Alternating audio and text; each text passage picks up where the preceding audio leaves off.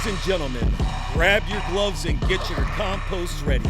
Stepping into the ring is the perennial powerhouse, the sultan of soil, the beast of the beds, where permaculture reigns, food grows wild, community roots run deep, and yes, the garden punts hit hard. Freedom starts in the soil. This is the Guerrilla Gardening Show. Welcome back to the Guerrilla Gardening Show. As always, I'm Mike with Mike's in the Garden, back with Sam from Central Florida Abundance. What's happening, Sam? What's going on, Mike? How you doing today? Trying to forget today. But we're here now doing our thing, and this past weekend was our third annual garden party. And I love when people bring me plants, because I always tell people if they come to my house, they're more than welcome to leave with a plant. And if anything, I encourage it, whether I'm ripping up a sweet potato vine or many of the dozens of different random things that I'm growing out of pots. I left with a loquat. Left with a loquat. Perfect. That's like a 1.5-year-old loquat. So you're in pretty good shape there. Yeah. Dozens of moringa, avocados, lychees. But our friend Ralph says, for the guy who has everything, I figured I'd bring you this shampoo ginger. And you know what? I don't have shampoo ginger. So I figured, since I have it in the ground now, that we can talk about it and see. Nice. Yeah, I'm excited to see where you ended up planting that. That's good. You got it in the ground fast, though. You just got that 3 days ago? Yeah. So it was in the see. ground. It was in the ground the next day. So this is downflow here. So we have our banana on the left, big papaya in the front, compost in the middle. So this is now incorporated into this banana circle, since where this shampoo ginger is here. That's where I had a banana casualty recently. But here she is. Yeah, freshly planted. It'll be a little bit before we, see how it does. Those browning of the leaves is really just a symptom of it, being ripped out of its home and transplanted. But this is shampoo ginger, specifically the spiral ginger. It's a really hardy plant. Also seems to be the trend here, a little invasive. So, it's easy to get established. It does like, moist soils, and it appreciates some shade. So you've done great planting it, in the low area of your yard here. And I think it's kind of under one of those tall trees that cast a little bit of shade on it. Yeah, the papaya is providing quite a bit of shade too now, so that's great. Oh, good. Yeah. So any concern with these grasses here? Well, at this point, no. But, as they grow, you don't really want to grow the ginger in the lawn, because you won't be able to easily control the height of the grass. The grass will grow all around it and may not affect the ginger, but you'd never be able to mow the grass or weed eat it without, hitting the ginger and damaging it. So really, weeding in a lawn is awful. So I would just keep mulching. What'll really be the thing. So I don't know how much ginger you've grown. So we're just going to go through the life cycle of it. Right now it is late summer. So this is the time when the ginger is going to flower. An established clump's going to have its conical flower heads come up. The shampoo ginger we'll get into, its flower heads are amazing. We'll talk about that later. But, it's going to produce those cones, flowers, seeds, and then all of the top the all the green leaves are going to die back, and they're going to go dormant over the winter time. All of the energy is going to be stored into those ginger rhizomes that we like to use. Um, and then it's going to sit there over the winter. In the springtime, it's going to, come back. That rhizome will have grown over the winter, and so you'll end up with more leaves than you had the last year, as long as you don't harvest. So with this plant, right now we want the rhizome to get established in the ground. That top part's all going to die. And then in the spring, we want to make sure that the new emergent leaves have space to emerge. We don't want a bunch of plants, growing on top of that area, because that would make it a lot harder for the leaves to come up and get sunlight. That's usually the main thing that'll, kill your young gingers in the spring, is just not having room to come up. So when you say the top part will die off, we're talking like everything above the ground. Okay. Yeah. You won't even know where it is, so you may want to mark it with a flag. That might be a good idea to keep track of it. I do this a lot. Pro tip, walking the neighborhood when people throw away curtains, and I always take the rods, and then I'll use those Oh, rods as a way to stabilize a tree. So I have quite a few curtain rods hanging around my yard. no, But that's really especially smart for though. yeah, for shorter They're plants like strong. this, to Yeah. get started, yeah, nice and strong. It's not wood that's going to rot and then break at some point. So um, I will. I just used those, most of the ones I had, to mark where I planted the Mexican sunflower cuttings. Oh, okay. So Nice. because I cut that up into 8 pieces, and My so gift to you at the garden party, yeah, so old we'll sunflower cuttings. so we'll see. Well, hey, cassava 1 for 1.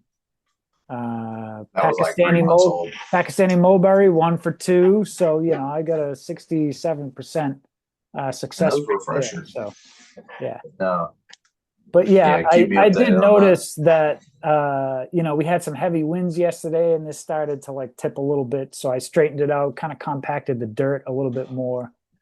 Um, If it wasn't already so late in the year, I would tell you to just cut the top off. okay, Because really, so the leaves, you can see they're browning. yeah, And they're gonna die anyway. yeah, and right now, the root is trying to push energy into those leaves as well as establish itself. And so, obviously this root was grown, or this leaf was grown when this rhizome was still attached to the larger piece. And then Ralph, took a piece of it off that had a leaf on. But that small root that's left probably isn't really substantial enough to even support this leaf on its own. If you cut it now, I mean, it's not recommended to cut it now uh, for a I mean, are small one. these leaves still needed for photosynthesis, or They are photosynthesizing, but what the root is trying to do is withdraw the nutrients from the leaf back into itself. okay? And I mean, there's something to be said about allowing the rhizome to just dry out this leaf. But what the leaf also does, so the leaf photosynthesizes. That's one of its main jobs, is to produce energy from sunlight for the plant.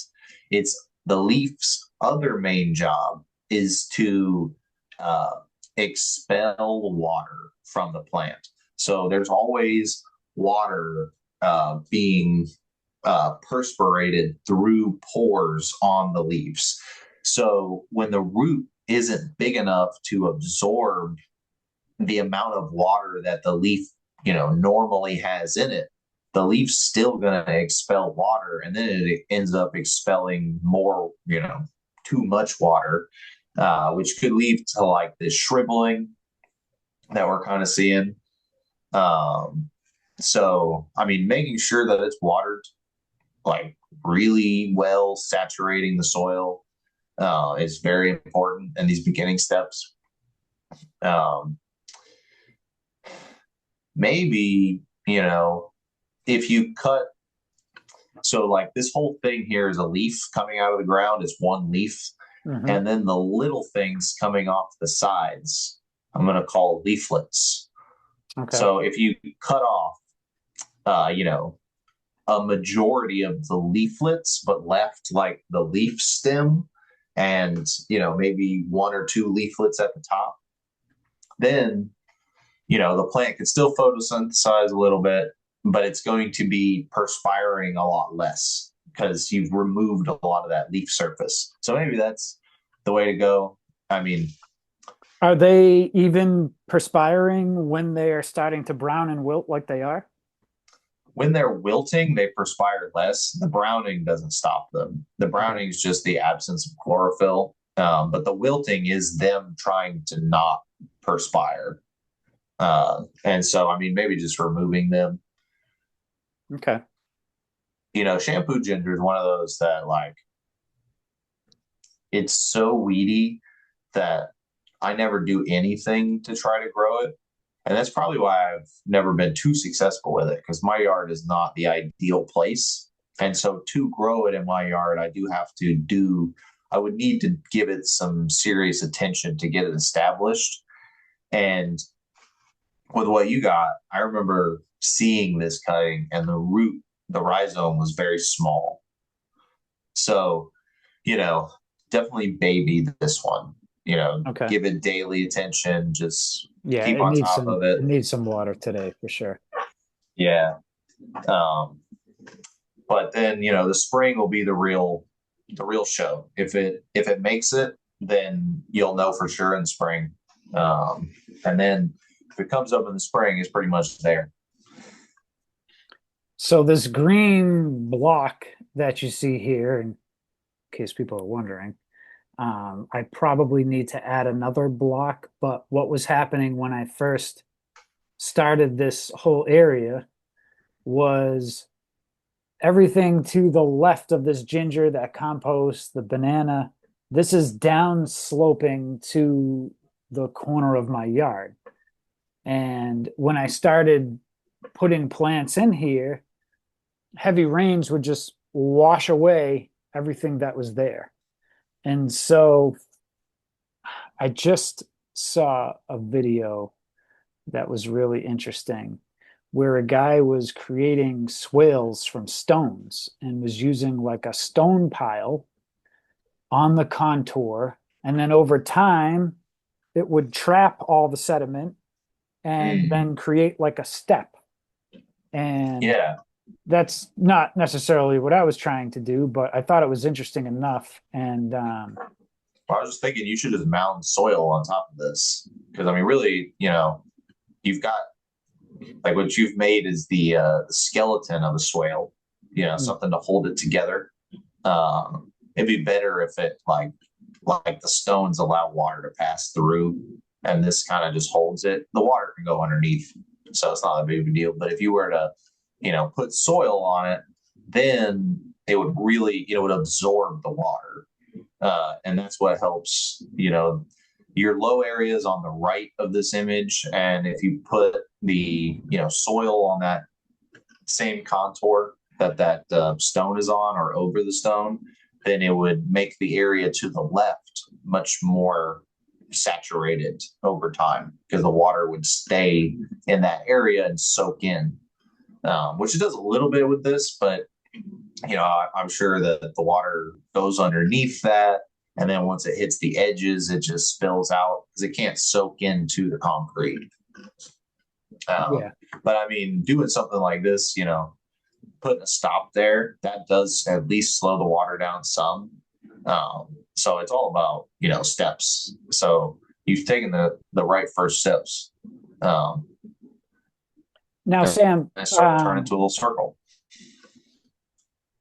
down here where, the stem here is coming out of the ground, I know this isn't like a tree trunk.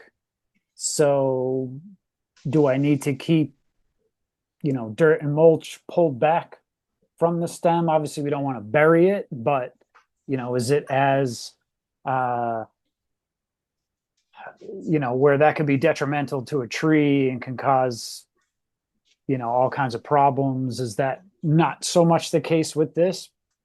Yeah, you're exactly right. So, really that with woody plants, with trees, you want to keep the woody mulch pulled away from the bark because things that eat wood that is decaying can also eat wood that is living.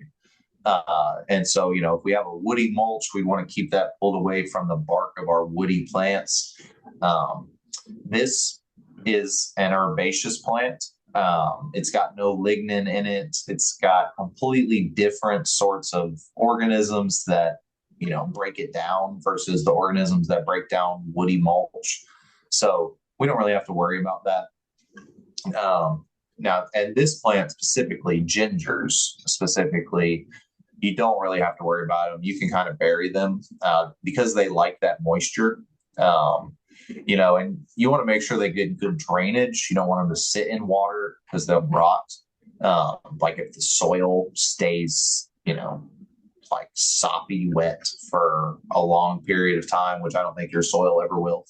But typically you don't have to worry about that with gingers. They're kind of adapted to grow in the wetlands. Some herbaceous plants can rot more quickly, even though they don't have woody stems. The moisture is what kills them. But in the case of ginger, you can just, you don't really have to worry about it. Don't bury it, but it's not something you need to constantly be pulling the mulch away from. Okay. Now, if you made a mulch out of just ginger leaves, if you just mulched your ginger leaves all the time and had a big pile of them, I would not put that around your ginger because that would be the same concept. Things that will eat the dead ginger are going to eat the living ginger there. So you can kind of use, that's how I like to structure my chop and drop. For my production things, I don't like to drop the clippings around the plants that they're related to, just so I can, avoid the spread of any disease. Okay. Well, I do have, excuse me, some other ginger. This is most likely like a friend gave this to me. It was already starting to propagate. It was just a, hunk of ginger with its, I guess, starts on them, I guess we'll say. Yeah, little buds, Yeah, little little buds of buds. green. Yep. And so these have been in the ground since February, maybe. And this is, it is in a sunny area, yet maybe by 4 or 5 o'clock, it's shade. So shaded from the evening sun at least. Yeah. And this one, this looks pretty established. Yeah. Yeah. They actually look really good. I would recommend not harvesting this winter. Just let it sit again, and then next year it's going to have a ton. Okay. But you do want to harvest like in the winter time. You can kind of harvest them whenever, but for optimal harvesting for the health of the plant and like highest nutrient density in the ginger, you'd want to do it once it goes dormant, because then the rhizomes have drawn all that energy down into the root.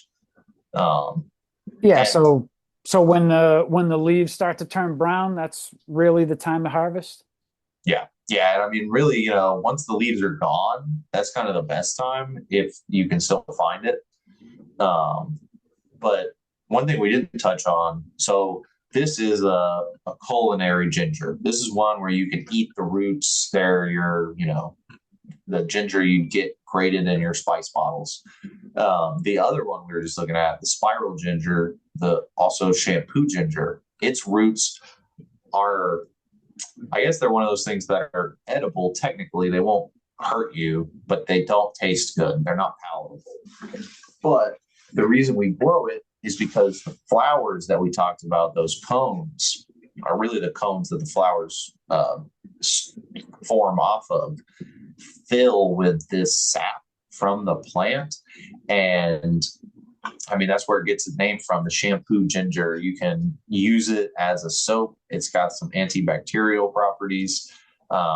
People rave about using it in their hair as like a shampoo. I guess, that makes sense.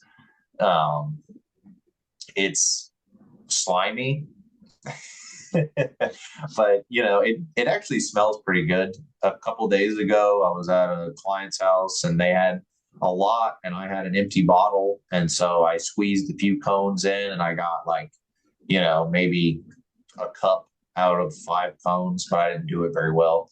But we'll use that, we'll strain it, and then maybe mix it with like some mint or, some of the other herbs we have.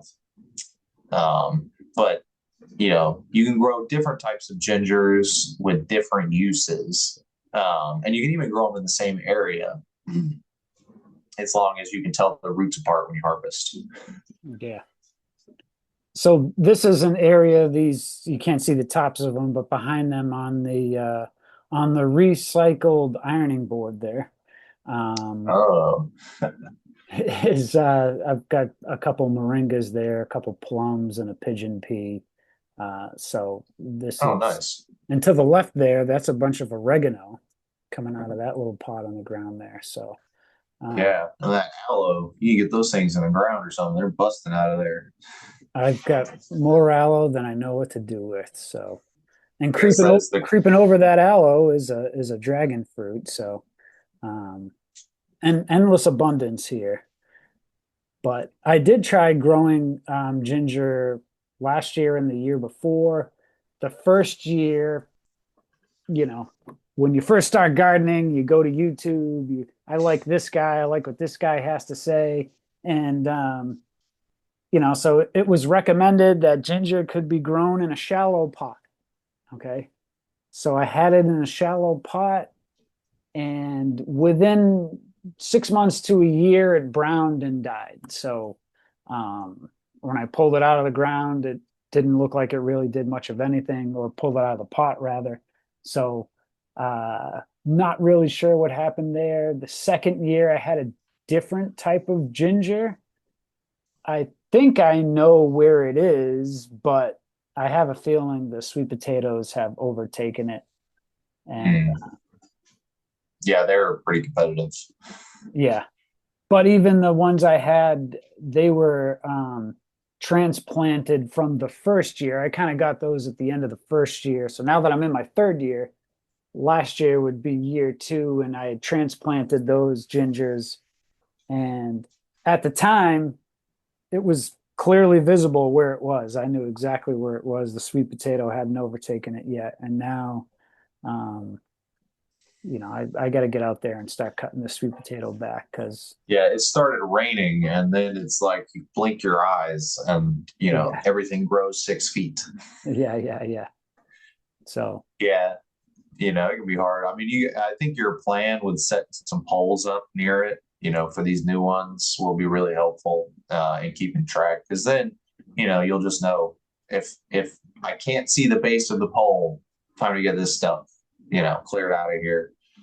are there any other types of gingers that people grow here or utilize for food consumption or medicinal purposes? Oh man, I guess I should have done some research before this. There's a couple types of edible ginger. And, I'm definitely not an expert. My yard's a lot like yours. It's not really conducive to ginger, so I don't grow a whole lot of it yet. I'm trying to build some shade. But what is another plant that's closely related to ginger is galangal. And it grows very much the same. And, you have that rhizome at the bottom that you harvest. It tastes a little bit different, but it's still very medicinal. A traditional spice in a lot of like Indian, I believe, dishes. Um, and so, there's also turmeric, which is very closely related. Ginger, turmeric, galangal. You can kind of use all this advice from this episode for all of those things. They're all rhizominous, herbaceous plants that like or damp soils and shady spots. And then you're going to harvest them all about the same way. And then, I mentioned not wanting to use the chop and drop around the ginger, but the leaves from the ginger do make an excellent chop and drop, around the garden in total, because once they get established, they produce so much biomass. Once they're happy, they're, going to produce way more leaves than you really want. It's actually crazy to think about. If this takes off, this whole spot is going to be ginger. They'll be growing through your ironing board, all around your pots here. And,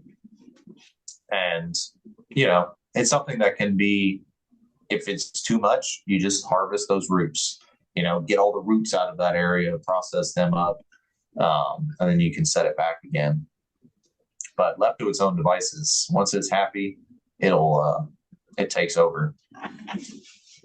Excellent. So hopefully that'll happen for you someday, and then you can just start giving out all the ginger rhizomes. Hey, that's the plan. Just keep propagating and spreading this abundance. What's funny, Sam, completely unrelated. I'm just trying to see if I even get a shot of it in this video. Next to where all this stuff is planted is your favorite crepe myrtle tree. And you had which I do think we should do a video on soon. Probably. You had asked me previously how many native pollinators I've observed on the crepe myrtle. And being out there every day, I've observed hundreds of pollinators to these crepe myrtles. I couldn't tell you if they were native or not. However, now that the native maypop flower is thriving and abundant, you were there, It's everywhere. hundreds of pollinators. I don't see any on the crepe myrtles. Huh. So to me, that's an interesting observation. It tells me that they're favoring this maypop 10 times out of 10, and that the crepe myrtle, and I've been hesitant to cut them down because I like the pretty flower. It was bringing in pollinators. So I said, there's clearly a purpose to have these things. But now that I'm incorporating more native flowers into my garden, I don't see a purpose to have them. And they're taking up valuable space where I could plant other things there. So plant a fruit tree or something. Yeah, that's going to be a project over the winter when everything dies back and I can easily get in there. I'm gonna take out your crepe myrtles, but not before we do a video on it first. So absolutely, yeah. We should maybe do a video of taking them out, because that's a whole project in and of itself. But I mean, that's a really great observation, and I've never really even paid attention to the contrast. But I mean, that does put a small tick in the crepe myrtles box that, at the very least, since we're not planting anything to feed the pollinators anymore, at least they can get some nutrients, hopefully, from the crepe myrtles, even if they do prefer, our native plants.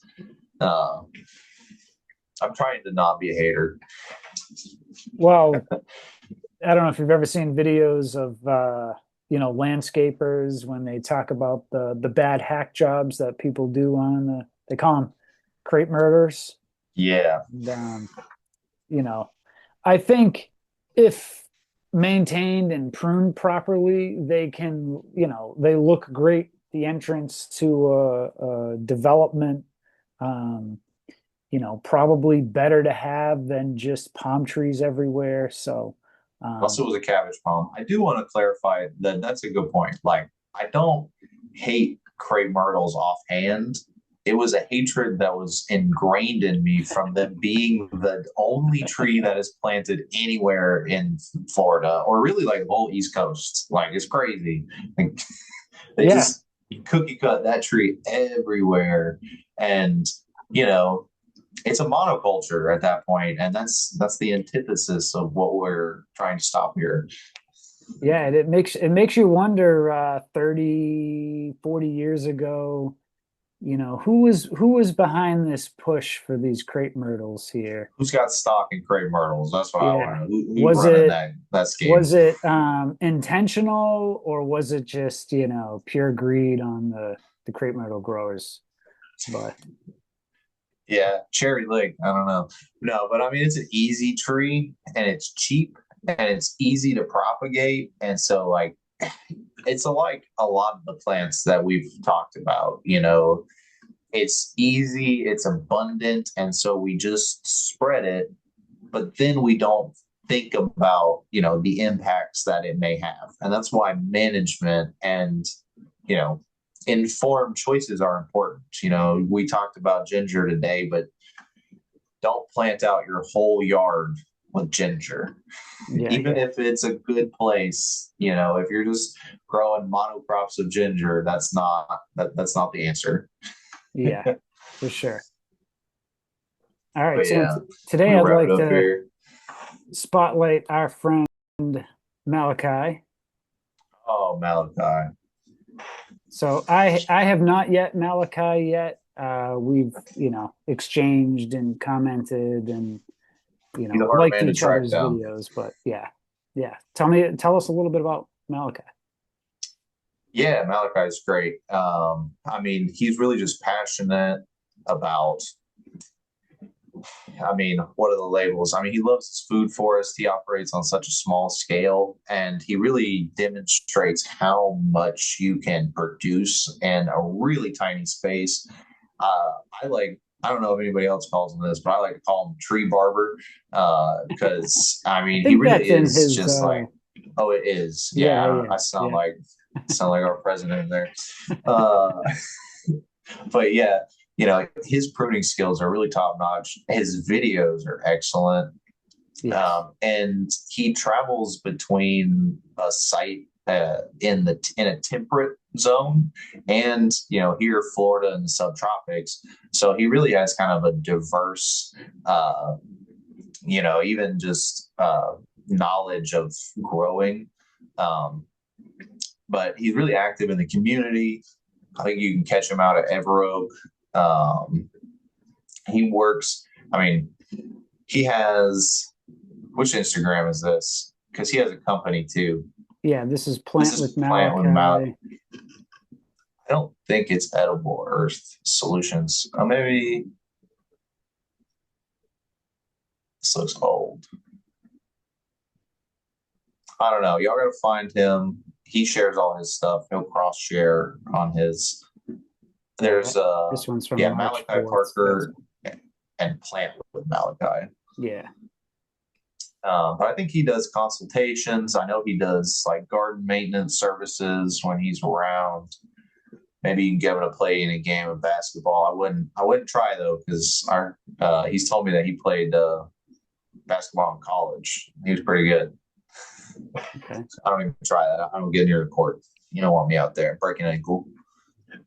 Well, I might. No, but he's a funny dude, real nice. He's contributed many plants to my farm, some that I'm still trying to identify, but some beautiful mulberries that he's propagated. I think that's his thing. He sells cuttings as well. Like when he prunes his plants, uses all that propagation material. So yeah, he's tapped into the abundance. He knows how to work Central Florida's climate. I think he does work in Africa. I mean, he's got friends and family over there in Gambia, so he's a worldly man. Excellent. Shout outs to Malachi. Lots to learn. I've learned a bunch watching his videos. So make sure you go over there and check him out. It's easy for me to do Instagram. I don't know. I'm sure he's on Facebook and other places, but that's for you to go and find out. This is I don't part know of that he is. to do your own research there. But Yeah, he's got his link down there. yeah, Just click the link, guys, and then right below it, right? I Go Family Farm. You can click that link too. yeah, yeah. Excellent. Got into some ginger talk today, and it's been a long day. I'm ready to go out there and water some of my new plants and smoke a joint because I need it for sure. So, Sam, Do it. Give him a long, long water, man. yeah, tell everybody where they can hire you for your consultation services and more about Central Florida Abundance. Yeah, you can check out Central Florida Abundance. If you're watching this on Mike's channel, you can see my YouTube for some garden tours and different projects that I work on. You can reach out via the links on our social, Facebook, and Instagram.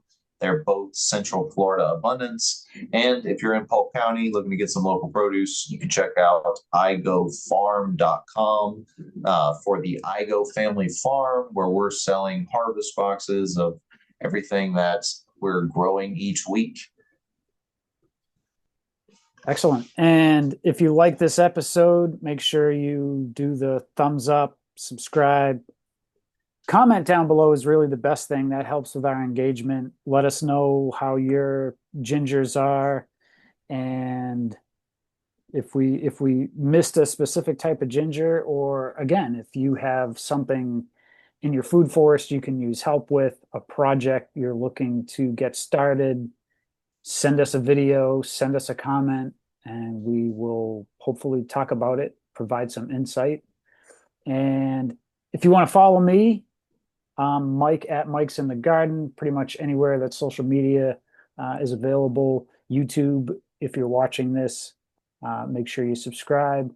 And you can support the channel by heading to the link below, getting yourself a Guerrilla Gardening shirt or many other silly shirts. More to come. Hit this link right now. Support us. Thank you.